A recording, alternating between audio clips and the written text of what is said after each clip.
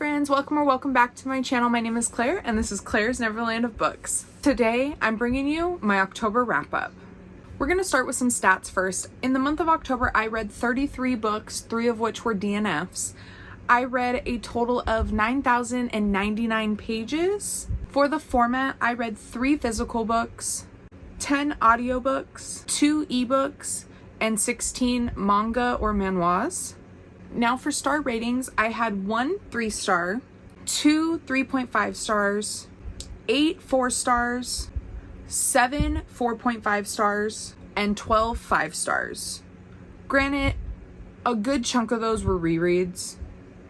So, an average rating of a 4.3 star. I'm a pretty generous rater, but I truly try to read things I'm gonna enjoy. Now for my genre breakdown, I read 2 fantasies this month, 10 romance, 15 romantasy, and 4 what I would categorize as speculative fiction, so it's a really heavy blend of science and fantasy, so it doesn't fall towards either one of those separately, so I combine those into a speculative fiction section. And now to get into the books, we're gonna go in order from least liked to most liked. So I'm going to start with my DNFs first. First DNF I had this month was Ember in the Snows by Anna Craven.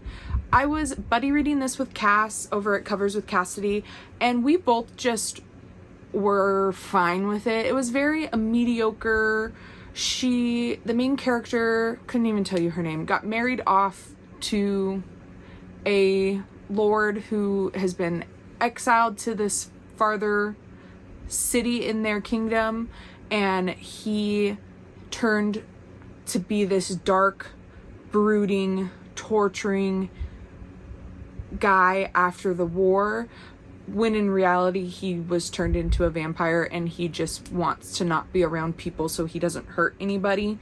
But she gets married off to him and he has no idea this is happening, and she shows up with her brothers, and her brothers get hurt along the way, and he helps them and agrees to go along with this marriage. It was very just mediocre. It probably would have ended up just being like a 3-star, just mid of the road. He was a little too sweet for me. There wasn't a lot of angst or banter between the two, so I decided to just put that one down and cut my losses. Next DNF I had was Court of Nightmares by K.A. Knight. Let me tell you, K.A. Knight is the author of Den of Vipers, and that book has scared me. I've been very intimidated by it. It sounds kind of like something that I could enjoy, but then kind of also something that I will not enjoy. So I have not read it, and I don't want to read it. So Court of Nightmares came up as a bookish box pick for one of their months, and I skipped it. But Cassidy and Mel over at Melnor Reads both decided to buddy read it all together. So we all 3 started buddy reading this one, and this one was just not it. I think I only made it like 70 pages in, maybe more. I know Mel made it in even less, and Cassidy made it a little further, but it just was not good. It was about a woman who, when you turn 16, you turn into a vampire. You're born this way, and so you know that it's gonna happen, but you could either wake up from it or die from it. And she wakes up and then is presented in a court situation and mates with the king, and the king rejects her on the spot. Well, in rejecting your mate, you can no longer take blood from anyone else and be sustained by it. And so she goes a little insane and just starts killing people, which then brings her to be judged by the Court of Nightmares, which was 6 or 7 guys. I can't remember. It was too many guys. And they judge her for her crimes in exposing vampires to the human world. And she is sacrificed, but is brought back to join the Court of Nightmares as another judge and executioner. And it goes from there, where all these men just fall at her feet and sleep with her, and it just was not the vibe. So I cut my losses with that one pretty early on, and I don't have any regrets. The next one that I DNF'd is kind of a soft DNF'd, and that is Theft of Silver and Souls by Eva Chase. This one I picked up with Cassidy yet again, and we didn't have very good luck this month for buddy reads. We picked this one up to give Eva Chase a try. I picked this up before Polycon because I knew that she was going to be there and I wanted to read something of hers before going, and I didn't end up reading it then. So we picked this one up, and the vibes of her books scream like paranormal romance reads where they're fun, they're quick, they're not too in-depth, and that is not what this book was. And so I think it just wasn't working for me in the moment, because this is an epic fantasy world with epic fantasy magic and a slow burn reverse harem, and that was not what I was expecting or wanting in the moment. So I think I made it like 160 pages into this one, and I decided to put it down for now because I wasn't in the right state of mind to read that type of a book, and I didn't want to give it an unfair chance. But this follows, what was her name? Ivy. This follows Ivy, who stumbles upon a murder scene of a woman who she had heard her screaming right before she got murdered. And when she comes to the body, somehow the soul of this woman attaches herself to Ivy and asks for Ivy's help with finding her killer and stopping this bigger threat to like the crown or the head of the kingdom.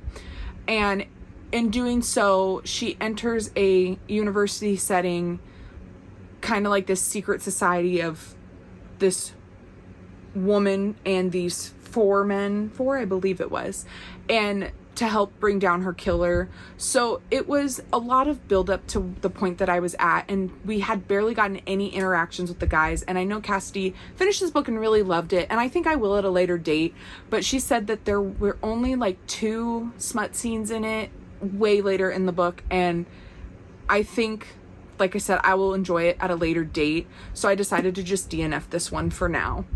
My 3-star of the month was Wolfpack by Billy Bali Bali. This was a manga that I picked up. It was just a very short one, like 160 pages. It follows Graham and Hattie that are both pack leaders. So it's like a shifter romance. They're both pack leaders, and they have to merge their packs together in a peace treaty, you could say. Well, one of them, their sister was supposed to be the one getting married, but she died, and the other leader had to take the sister's place, turning it into a same-sex marriage, which isn't common in this world, but they aren't opposed to it because in wolves you take a mate and they mate for life, and they don't struggle with anything like that. So this was just a very sweet, loving, they come to learn about each other and fall in love in the process. Not much more to say about it. It was fine, not something groundbreaking, but just something that I enjoyed reading. And my first 3.5 of the month is Whales of the Bound by Kari Kasabi. This is following Kazuki and Miyabi that end up working together. One of them is the manager of the firm, and they are an Omega. This is an Omega verse, so they are an Omega, and they are sleeping their way to the top. So they offer themselves up to anybody and everybody to try to get themselves up higher, and in walks our Alpha, who reports directly to him. He ends up helping our Omega get cleaned up after some dinner parties and just helping take care of him. And in this process, they fall in love pretty quickly. It's pretty common in manga that you see very insta-love tropes. It's just, it seems like it's something common in their culture. So it doesn't typically bother me as much in manga as it would in a normal romance or romantasy story. But this one was just a fun, quick read, so that's why it just got a 3.5 from me. Next, I had a 3.5 and a 4-star read. It's a volumes 1 and 2 of a manga series called Stay By My Side After the Rain, volumes 1 and 2. This is by Soku Rakuta. I'm probably butchering these names. But this just follows two guys that went to high school together and they reconnect later in life, and one of them came from not the best childhood, doesn't have the best family, and he kind of just latches on to the other, and it kind of stems into talks about what is a healthy relationship, because he didn't have a healthy relationship with his mom, and it's just really wholesome and loving and not very explicit at all. So this was just a fun one. So this one was 3.5, and then book 2 was a 4-star read for me. I will definitely be continuing on with this series if more volumes come out in the future. It kind of left it in a good ending spot. You never know with manga because we're getting translated editions of them, so we're never really sure if or when a new volume will come out, but volume 2 did end in kind of a good spot that could be the end of the series. Next, I picked up Here You Are by D. Jun. This was a part of like a Kickstarter to publish a translated edition of this via an indie publishing house. I found it on Amazon for like $7.99, and so I was like, I might as well just pick it up and give it a try. This follows two guys. One is a sophomore and one is a freshman. Our sophomore is very well loved, a real treasure, just a happy-go-lucky guy at this college, and our freshman is very to himself, doesn't talk to anybody, and it's them navigating through school together, and the sophomore is trying to bring our freshman out and get him to be out of his shell, and in the process some feelings occur. It was good. It was just a fun time read. And my last 4-star of the month is Metal Slinger by Rachel Snyder. This is following Bryn, who all she wants to do is go to the annual market hosted by the Kenta, who are the people that banned the Alaha to a long life at sea. That's really all I knew going into it, and I feel like that's all anybody should know going into it, because it takes off from there and it goes on a roller coaster of a ride. So just know it is a romantasy. It's a good slow burn, lots of banter. I absolutely loved this book, and I cannot wait for book 2. When I think back on it, I feel like it's more of like a 4.5, but absolutely adored this. And thank you so much to Cassidy for gifting this to me for my birthday. I'm so excited to have a physical copy for my collection. For my first 4.5 of the month, I read SSS Class Revival Hunter Volume 1. This is a brand new manhwa that just came out that follows a guy who is like the lowest of the low on the totem pole, and not even ranked fighter, and he goes about trying to figure out how he can be more successful, and is given the opportunity that if he dies, he can absorb someone's power. He then goes to fight someone who is one of the top ranked fighters, but is not a great guy. He ends up dying by the hand of this fighter because, like I said, he's at the bottom of the totem pole, and wakes up 24 hours prior to his death and gains one of these guys' abilities.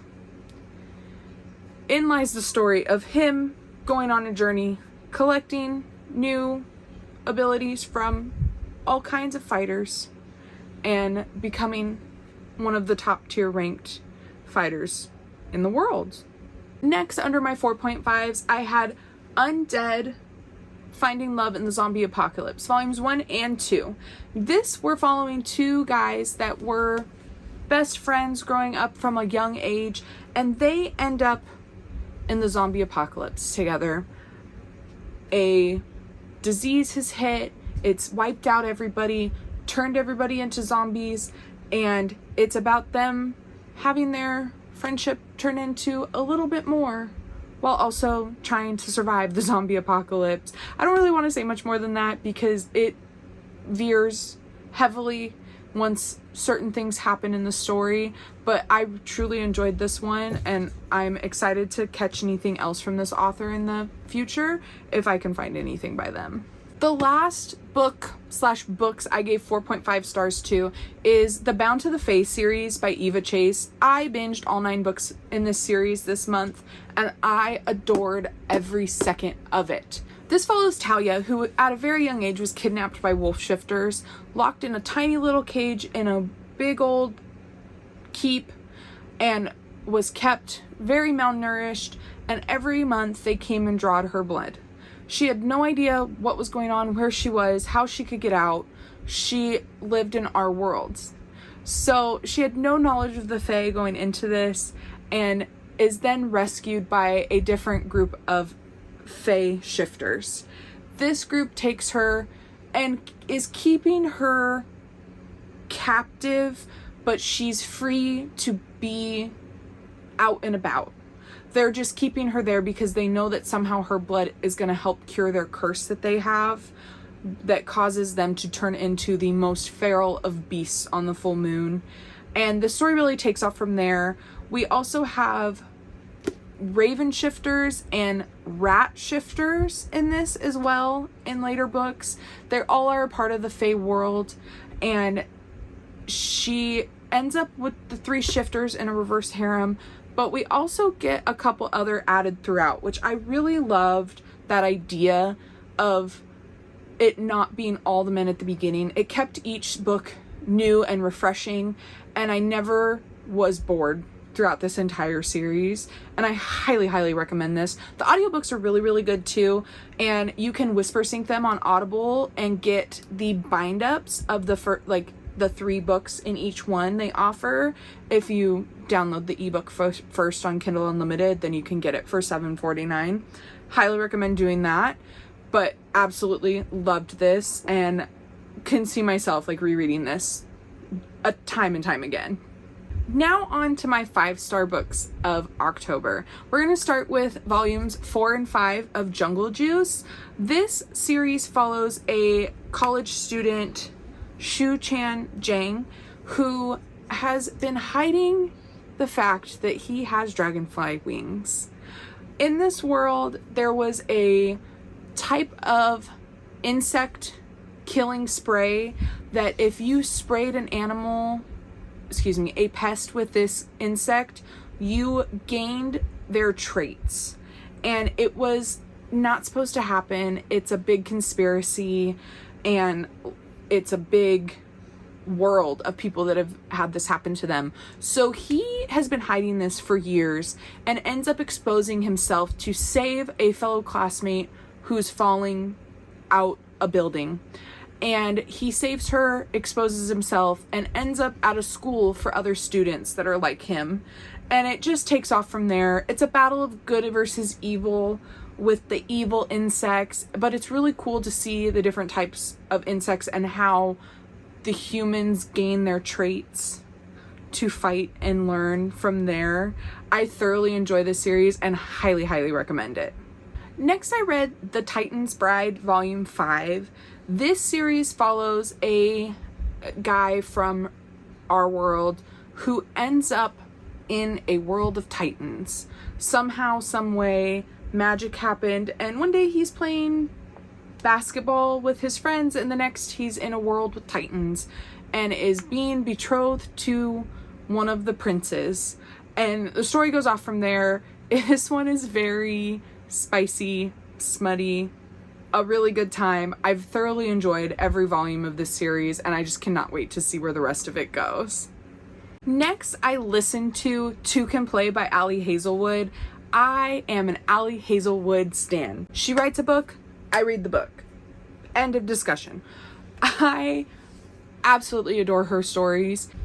Can Playay follows Viola, who has the opportunity to create a video game based on one of her favorite novels ever. But to do so, her firm has to partner with another video game firm led by the infamous Jessie, who she and Jessie do not get along for whatever reason. Well, this leads into a company retreat for Christmas time where both companies have to join each other and learn to get along with each other, and ensue some sabotage between departments, teams, and some enemies to lovers between Jessie and Viola. This was a good fun time, super quick. It was just a novella-sized audiobook. I think it was only like 5 hours, so I finished it in like an hour and a half on 3 times speed. Absolutely loved it. Anything I read by Allie is an instant 5-star. She is just an auto-buy author for me. Next in the 5-star category, we have Solo Leveling, Volume 7. Solo Leveling has taken the world by storm in a lot of different areas. This follows Jin Woo, who is an E rank fighter, lowest of the low, and he is only trying to survive, to pay his mother's hospital bills, and to make ends meet. So he takes on a really big opportunity for a really huge payout in Volume 1 to try to build a better life. And from there, he keeps excelling forward. Leading into Volume 7, I'm a bit behind. I think I have Volumes 8 and 9 to read, and I think Volume 10 comes out this month or next month. So I'm trying to get caught back up on that so that I can be reading them as they come out. This started out as a light novel and then was translated into a manhwa, but I really enjoy this series and have such a fun time with it. Next, I have The Dangerous Convenience Store, Volumes 1, 2, 3, and 4. This is a reread for me. I read this online and I am rereading them as I'm getting each volume. And I happen to just reread the whole 4 volumes this month. This is a fun time romance. It's following the college student Yoo Jun, who works graveyard shifts at a convenience store in a sketchy area. In walks Gunwoo, who is a tall, hunky gangster that frequents the store to buy booze and cigarettes. From there, their relationship blossoms, and it just is very wholesome and sweet. It's not like dark or anything like that because of the gangster aspect of it, but I absolutely love this series and I reread it whenever I get a new volume, and I can't wait for Volumes 5 and 6 to complete my collection for this one. Then my last reread of the month, which was also a 5-star read, was Frigid by JLA. This is the new Bloom's Book edition that just has solid blocked edges with a new redesigned cover, but this is following Sydney, who has been in love with her best friend Kyler since they were little. Every year during the Christmas season, they go to Kyler's family's house in a ski resort area and stay there for a few days right before Christmas. And this year they go and they get snowed in due to a really big storm before all their other friends can join them. In lies some romantic suspense. Someone's trying to attack their house. Someone cuts their generator, so when they lose power, they truly lose power. And in lies them finding out that they both love each other in more than just a best friend way. It's a really sweet friends to lovers story. I absolutely adore it. I reread it every other year or so around this time of the year when it's starting to get cold. Absolutely just adore it. And then my last 2 5-stars of the month, which were actually some of the first books that I read this month, but were probably my favorite of the month, are Forged by Malice and Broken by Daylight by Elizabeth Helen, the books 3 and 4 in the Beast of the Briar series. This series is my newest obsession. In book 1, we follow Rosalina, whose father has gone missing. He has been searching for his wife, who he believes fairies have stolen, and he is on a mission to find her. In lies Rosalina, who now gets made fun of in town, and everyone jokes about how her dad is crazy, but he goes missing, and all of a sudden they find his sweater at a rosebush in the woods, and she goes to try to find him and ends up falling through a portal into the fairy world. It's very Beauty and the Beast coded in book 1. I feel like it expands from there heavily, and it's a Why Choose story. We have 4, maybe 5 beasts that she ends up falling in love with, and I just love the world in this. I love the men and the character development that we get throughout this series, and I am so sad that I have to wait until book 5, book 6, and book 7. It's gonna be a 7-book series, and I'm so sad that I have to wait any longer for any other books in the series. But I buddy read these with Cassidy, and these were the only good buddy reads that we had this month, and we ate them up. We were crying, screaming, throwing up, texting each other, having the best time, and those are my favorite types of buddy reads, and so I'm so glad that we had that opportunity with this series, and we will continue to do that from now on with each new book release, and I cannot wait for book 5. Alright, so here we have my October wrap-up. I hope that it wasn't too long, and I hope that you guys enjoyed hearing my thoughts on all these books. Let me know down in the comments below what your favorite book of October was. Did you read any of these? What are your thoughts on these? Did I add anything to your TBR?